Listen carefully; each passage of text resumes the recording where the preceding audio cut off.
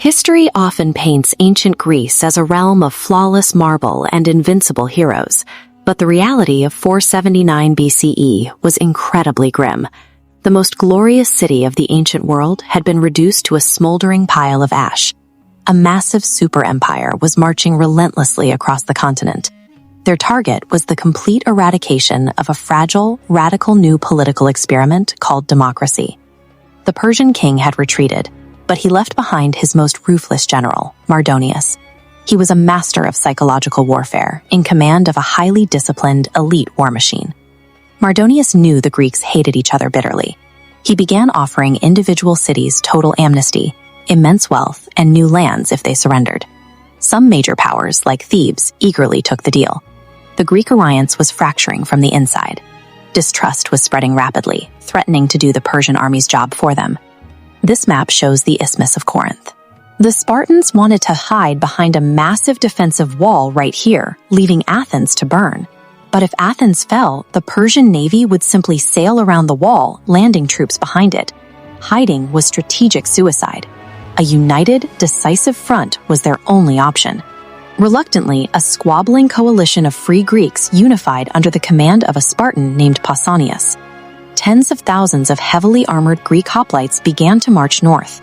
Athenians, Spartans, Corinthians, and dozens of smaller factions stepped in unison. Men with generations of bad blood between them were forced to stand shoulder to shoulder for one final desperate showdown. The armies finally met near the ruined town of Plataea, but instead of an immediate clash of swords, they froze. Mardonius set a tactical trap, positioning his fortified camp north of the Esopus Rift to lure the Greeks onto the flat plains. But Pausanias held his infantry here, in the rocky foothills where Persian horses couldn't operate. Day after day, the two armies simply stared at each other. Both sides brought out seers to sacrifice animals and read the entrails. Bizarrely, both sides received the exact same prophecy. Whoever attacked first was doomed. The psychological toll was excruciating. Tens of thousands of men stood baking in heavy bronze armor under the Mediterranean sun for nearly 2 weeks, waiting to see who would flinch. Mardonius broke the stalemate first. He sent waves of horse archers in relentless hit-and-run attacks, unleashing thick clouds of arrows to exhaust the Greeks without committing to a full charge. Then came a devastating blow. Under the cover of darkness, Persian riders slipped deep behind the Greek lines and poisoned the Gargaffian spring, the coalition's only reliable source of water. Pausanias was caught in an impossible dilemma. If the army stayed in the foothills, they would quickly die of dehydration under their bronze breastplates. But if they retreated in broad daylight, the Persian cavalry would run them down on the flat ground.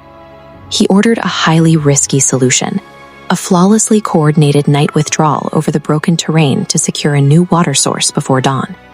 In the ancient world, moving an army at night was a recipe for disaster. Commanders got lost in the dark.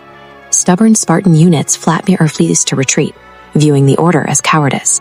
The carefully planned maneuver dissolved into absolute chaos. When the sun finally rose, the unified Greek army was completely fractured. They were scattered across the hills in 3 disconnected, highly vulnerable groups. Mardonius looked out from his camp and saw the grand Greek alliance falling apart. Sensing a complete victory, he immediately ordered tens of thousands of Persian infantry and cavalry to cross the river. On the right flank, the Spartans and their Tegean allies suddenly found themselves completely isolated. They were facing the absolute elite of the Persian Empire, alone. A massive wall of wicker shields slammed down, and the sky went dark with arrows. The Spartans locked their massive bronze shields together, absorbing a relentless storm of steel. Because the religious omens were not yet clear, they were strictly forbidden to fight back. Pausanias stood exposed in the arrow fire, calmly performing religious sacrifices. His men were screaming and dying in the ranks around him, shields splintering under the weight of the projectiles, waiting for a sign from the gods. Finally, the seers found their omen. A deafening Spartan war cry erupted over the battlefield. The heavily armored Greeks surged forward, smashing into the lighter-armed Persian infantry with the kinetic force of a freight train.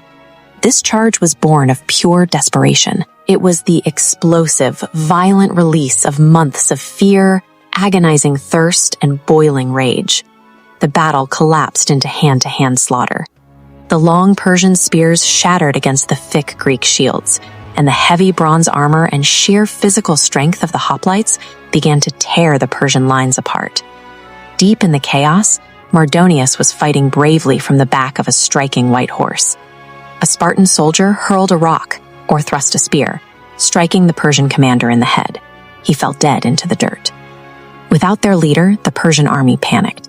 The invincible war machine broke and fled back toward their wooden camp in absolute terror, where the pursuing Greeks mercilessly annihilated them. The threat of subjugation was extinguished. The ashes of Athens would eventually be cleared away, replaced by the towering marble of the Parthenon you see here. Philosophy, theater, independent scientific thought, and the very concept of democracy exist today because of what happened on that dusty plain. They survived because ordinary, terrified men, trapped in a desperate standoff, held the line.